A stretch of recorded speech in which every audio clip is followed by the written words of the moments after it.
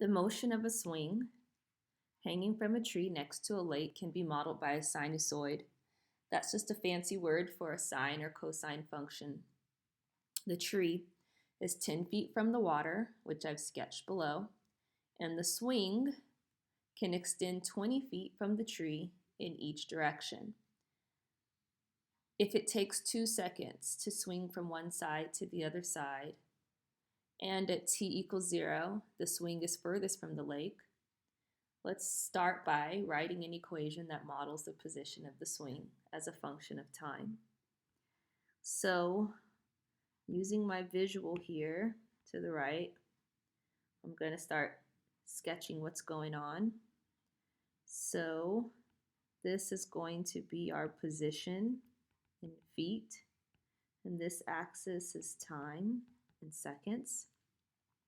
So at t equals 0, right, the tree is furthest from the lake. So here's where it starts, furthest from the lake. And that's going to be a total of 20 plus this 10 feet away from the lake. So it's going to start 30 feet away from the lake. It takes 2 seconds, so 1, 2 seconds to swing to the other side. Now to the other side is going to be here over the lake, and that's going to be marked to me as negative 10 feet down here 2 seconds later. Make sure I put a dot there. Then it takes 2 more seconds, 3, 4, to end up back where it started. So if I draw a curve through these 3 points, it looks something like this. Ooh, something like this. And to me, that looks like 1 full period of cosine. So I am going to set up a cosine function for this. First thing I need to find is my amplitude, and that is high minus low over 2. My highest position is 30 feet. My lowest position is negative 10 feet over 2.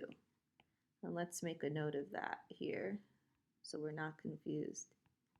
Negative position when over the lake.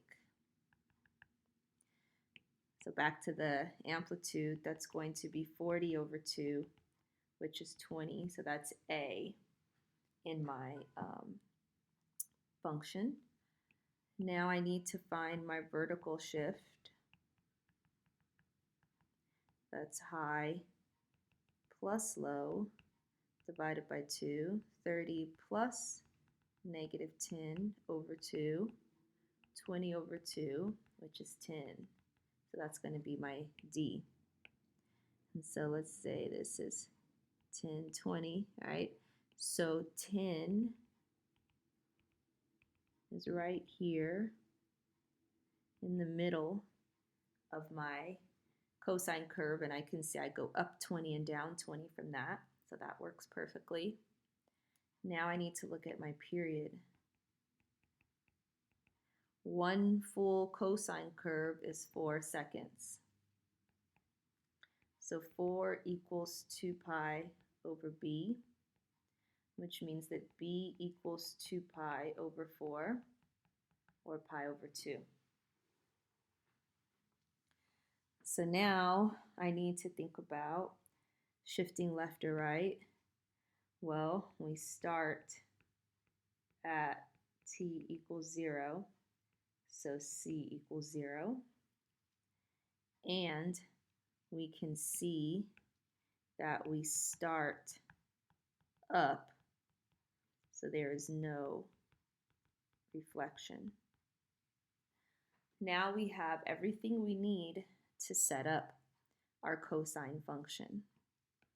So part A, P of t, position of time, is going to equal some cosine function.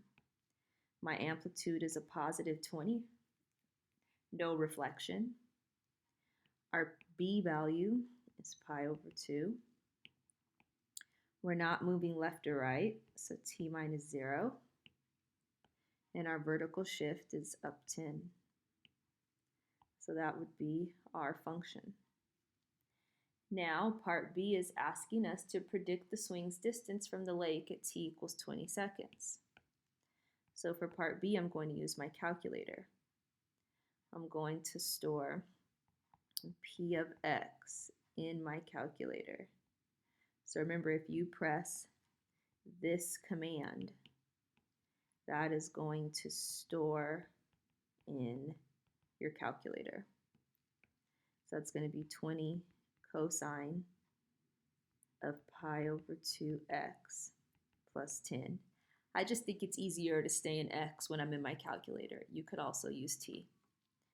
So now that I've stored my function in my calculator, I can easily find p of 20, which is 30 feet from the lake at t equals 20 seconds. One thing you want to keep in mind if you got a different answer than I did is, since we're using radians, make sure your calc is in radians. For all of these problems, we will always be in radians.